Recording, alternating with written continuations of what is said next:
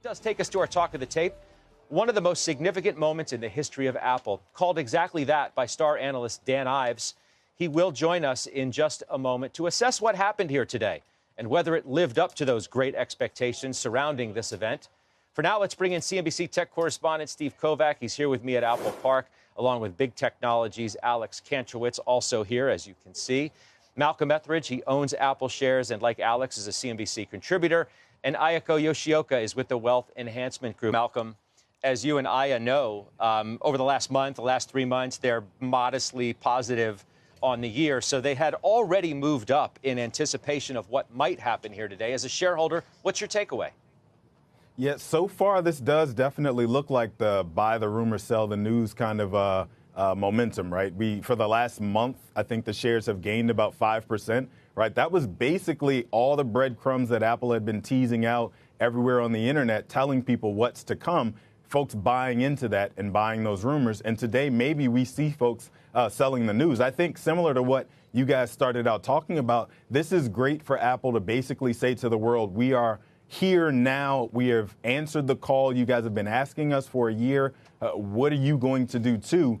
And this just gets them into the discussion now, but there's definitely a lot more work to be done. So I think they've shown they're taking it seriously. They hear you and they're answering by partnering with ChatGPT and others who are basically their competitors in all the other spaces, the other mega cap techs that Apple competes against in other places. They're going out and partnering with those companies rather than waiting until they've developed their own LLM internally to integrate into iOS 20 or 21 or whatever iteration it is. And so I think that is enough to say we take this seriously. Tim Cook probably saw what happened at Google and said, I don't want any of that. I don't want folks doubting us and our ability to stay at the forefront. And so they've answered that question. I'm really concerned about what comes next, but I do at least see somewhat a path to monetizing Apple Intelligence and making it so sticky and so prevalent in my life that I'm willing to pay for a monthly subscription, which obviously goes to the bottom line of services revenue going forward.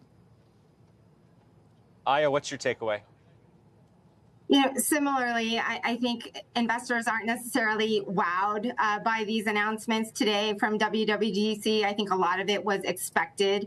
And I agree that a lot of the changes that are going to occur are going to be gradual. And, it requires a lot of consumer behavioral change in terms of how they're using their phone and, what use cases are available to them. So I think it's going to take a while. I think investors were hoping for a little bit more of a, reason to upgrade. It's been, difficult to see those, numbers kind of increase in terms of how many iPhones continue to be iPhone 12 or older. I think it's over 40% now. And so investors want to see people upgrading so that the average sales growth of the iPhone ticks up a little bit. And I think people were hoping that AI would provide that.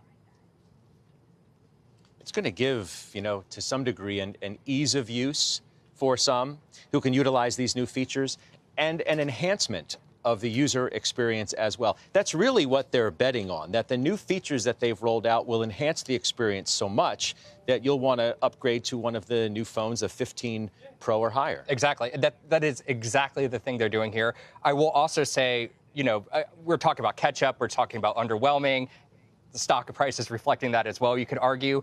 The other thing that I would also note is that they're trying to differentiate themselves with is the privacy angle. They started off, before they even went through the slew of AI features, the Apple execs went over how it's more private than some of them. They say there's guarantees that, anything we do send to the cloud is going to remain private. We won't even know it's your data. So maybe some people waiting for that. Maybe some people who are worried about using some of the other competing AI products because they don't want their data trained on stuff.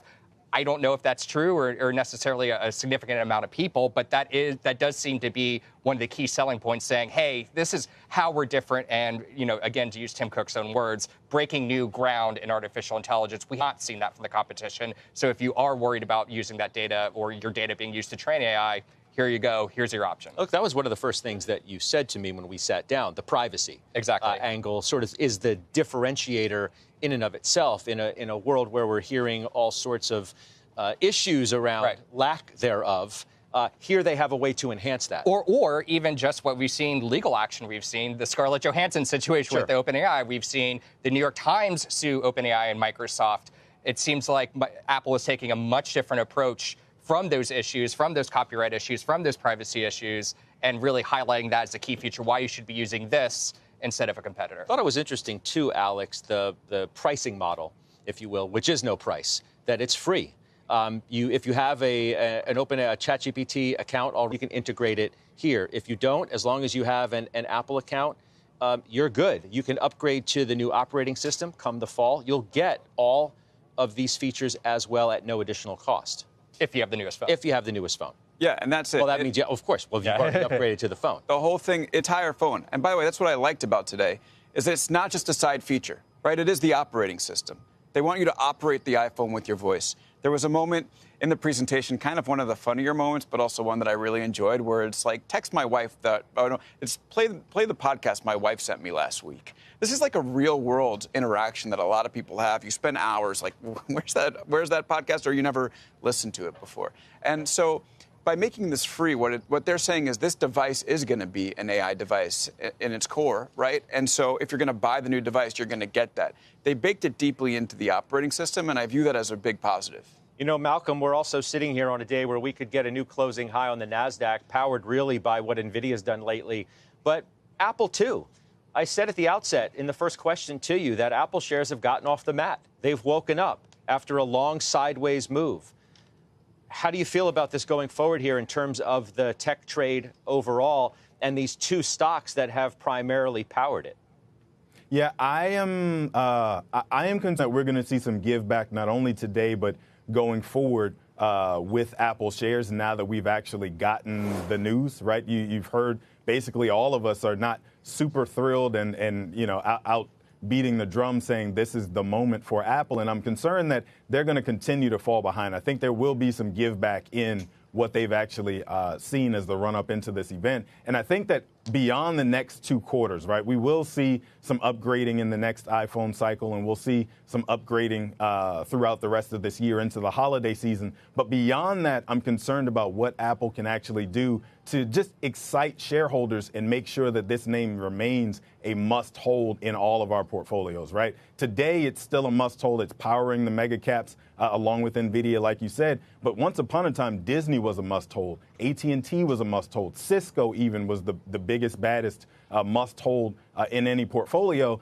And right now, Apple is in danger of becoming a forgotten about tech leader in the same way. And so I just really want to see them pivot away from we're just focused on these pieces of hardware that you already know and love, and giving us something that we can hang our hats on as shareholders to say that is what's going to power Apple into dominance for the next 5 to 10 years. You've heard me make the case before about how pushing the envelope with Apple Financial, right, a place where they've spent a ton of money and a ton of manpower developing, is the next frontier for Apple, in my opinion. They also have the opportunity in healthcare. We know they've turned their back on automotive. There aren't a lot of places for them to go to make a meaningful impact to that revenue mix, but I definitely think something has to happen in the next couple of quarters before we look and go, okay, another quarter of declining revenue from iPhone sales, I'm going to move on to whatever is the other. CrowdStrike, for example, becomes the next must-hold. Alex, the forgotten about...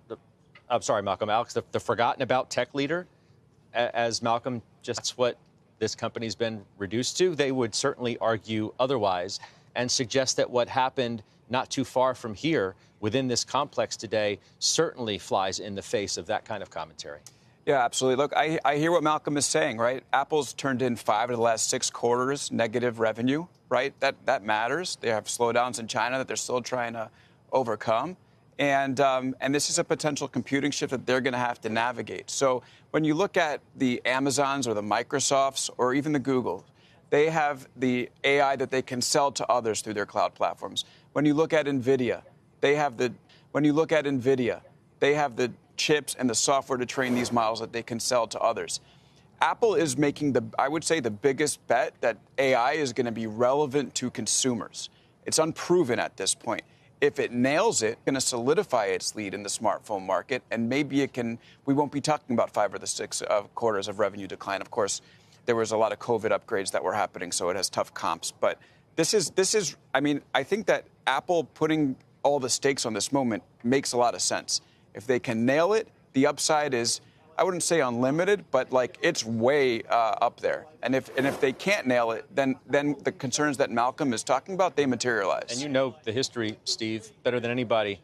For a company that is never first, right? But they are usually better, right? Once they finally figure it out, and they're hoping that this is going to be another iteration of that. Yeah, and right now we just have what they say it's going to be able to do. It's going to take a few more months for us to get our hands on it, for people to evaluate and test it to make sure it lives up to that promise.